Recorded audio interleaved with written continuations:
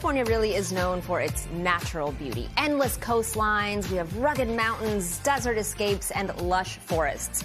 But did you know some of our most important ones are underwater? In Monterey Bay, kelp forests are disappearing as purple and red sea urchin populations surge out of control. California Live visited the Central Coast to see how a grassroots group of divers is stepping in to help restore these critical ocean habitats.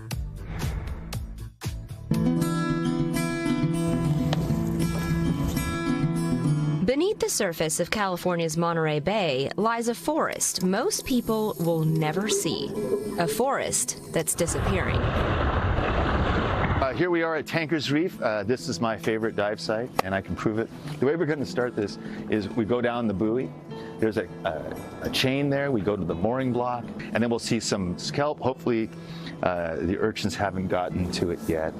It's possible. It kind of happens sometimes. And we'll see the urchins on the kelp.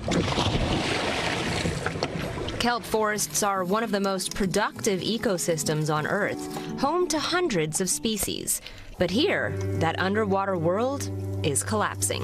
When the kelp is very low, you know, like not a lot of kelp on the reef, then the urchins just come and eat it, and they're looking for food, and they move towards kelp. They smell it, they move towards kelp, they eat it, and they leave behind an urchin barren.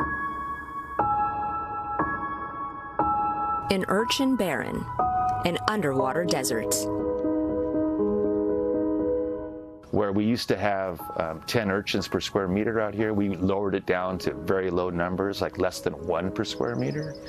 But now it's back up there. It's probably more than when we started. The way this all started is from marine heat. And marine heat comes from all the carbon dioxide we've been pumping into the atmosphere since the Industrial Revolution.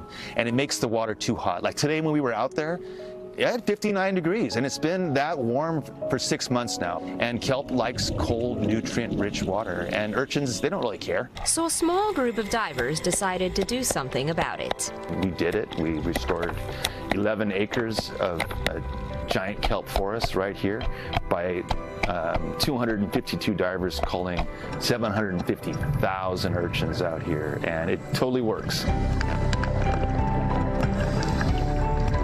But today, they're limited. With these regulations right now, I can only take 35 red urchins and 35 purple urchins. That's nothing. Like when we were out culling, we would be 2,000 in a single dive. You know, so we could get, you know, with 4 or 5 divers on the boat, you know, we could make a serious dent in the population. Here's 35 red urchins. As part of his research, Keith dissects one on the boat. Reds are much bigger than purples, and you can see how starved it is. It doesn't have much uni. We score these. It goes 0 to 3. This would be like close to 0. How fatty the gonad is. That's how you can tell kind of how healthy they are. If they don't have much gonad, then they're kind of starving out on the reef. These creatures can survive, even without food. They can live without eating for years. That's the real game changer. The kelp forest, where it is still healthy, is probably one of the most magical places you can dive. It's like being in an undersea, like, magical dream world.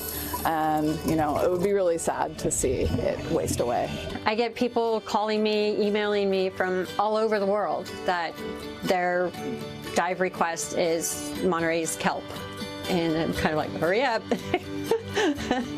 It's getting less and less. There's 800 species live in a kelp forest. Everything lives in a kelp forest. Kelp is like life. It's the basis, the primary production for an entire ecosystem. And when we lose our kelp forest, we lose our sea otters. The sea otters get protection from great white sharks in a kelp forest. 50% of the mortality of sea otters is from great white shark bites. They don't eat them, but they taste them, and that's fatal. And kelp sequesters carbon. It sequesters 20 times more carbon than trees. It's incumbent on the human race to try and restore kelp. This isn't just a story about the ocean. It's a story about what happens when people decide to fight for it. It's a turning point in California marine ecological history that we go out and make the ocean better than we found it.